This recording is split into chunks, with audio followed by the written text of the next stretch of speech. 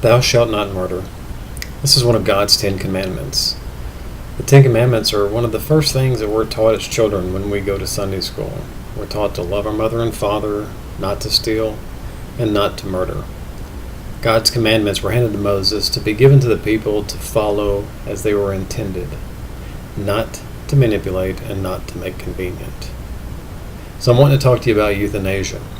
Euthanasia is murder. It is the taking of a life. Because of my religious faith and my beliefs, I am strongly opposed to it, as I believe we all should be.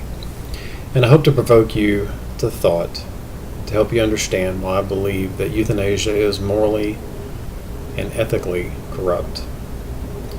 The main discussion points that I really want to cover with you tonight are my religious beliefs and the religious foundation for my beliefs.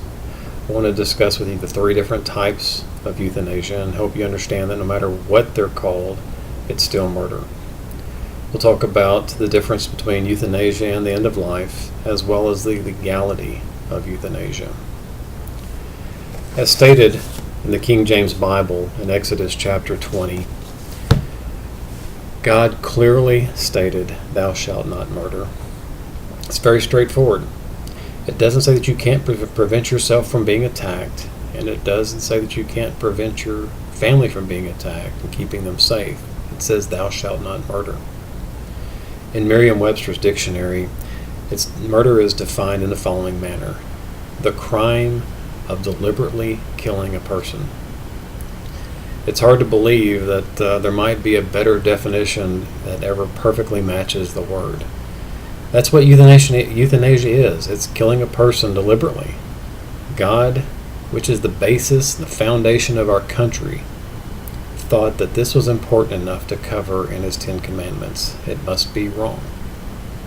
The following is a quote from the Vatican Congregation on the Doctrine of the Faith. This is a statement that was given as a declaration on euthanasia. It's a very powerful statement that sums up what I truly believe our feelings toward this issue should be. It's a little bit of a long statement, so I'll read it verbatim. Nothing and no one in any way can permit the killing of an innocent human being, whether a fetus or an embryo, an infant or an adult, an old person, or one suffering from an incurable disease, or a person who is dying. Moreover, we have no right to ask for the act of killing for ourselves or for those entrusted to our care, nor can any authority legitimately recommend or permit such action.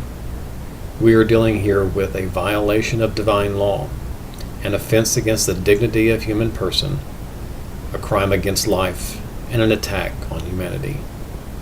It's very powerful words. By some definitions, there's 3 different types, 3 different categories of euthanasia. The first is voluntary euthanasia. That's your typical Dr. Kevorkian type of euthanasia, where somebody's at the end of their life, or they feel they can't go on any longer and can't take the suffering anymore. So they ask a physician to give them medication that will end their life.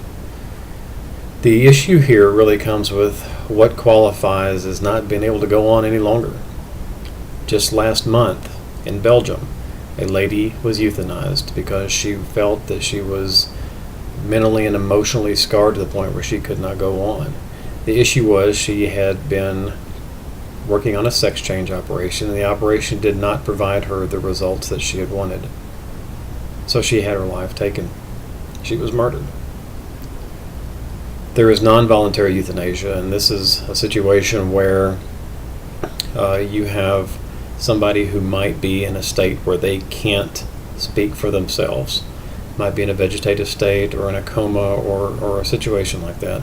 And so somebody chooses to take their life for them. They didn't have any say in it. There was no explicit request for it. This again is murder. And involuntary euthanasia is where people don't really have a choice in the matter, but they're capable of making the choices. Adolf Hitler in World War II was known for this, not just in the atrocities that happened to the Jews during the war, but he found people who were mentally unstable, who were old, who were sick, who just didn't meet his mold, and would euthanize them just because they were not his type of person. As you can see, no matter how you want to slice it, however you want to define it, It's murder. It always will be. The end of life has got to be a scary, scary thing for most people. I can't imagine what that feels like. A lot of times people are scared and they're wanting to choose euthanasia because they don't want to go through the pain and potential suffering and unknown that comes along with end of life. And I do fully believe that if you are at the end of life and you've done, what's reasonable effort to continue your life, that you should be allowed to have nature take its course. But being at the end of life and restricting further life-saving measures is different than doing something to provoke death. The legality of euthanasia, I was doing reading and found a paper studying the ethics of euthanasia and found that there was only 3 states in our country, as well as only a handful of countries in the world, that had any type of euthanasia laws on the books. In the United States, Washington, Oregon, and Montana have a law that states if doctors agree that you meet certain criteria, they will actually provide you the drugs and you can do it yourself. The countries that have this on the books, typically the European countries, Belgium and Netherlands, that's it. There's just 5 countries, 3 states that allow for it. So you can see that there's very little tolerance for euthanasia, but it's still a topic that seems to be coming up in a point of discussion. Thou shalt not murder. The taking of one's life and the participation in taking of one's life is murder. I hope that you will look at this evidence. I hope you'll listen to what I have to say and understand that the Bible has already given us what we need in order to form these opinions. Euthanasia is not only illegal, it's immoral, and it's unethical. And no matter how you frame it, it's always going to be murder. And allowing this practice to continue is a very, very slippery slope and is an affront to our God. Thank you.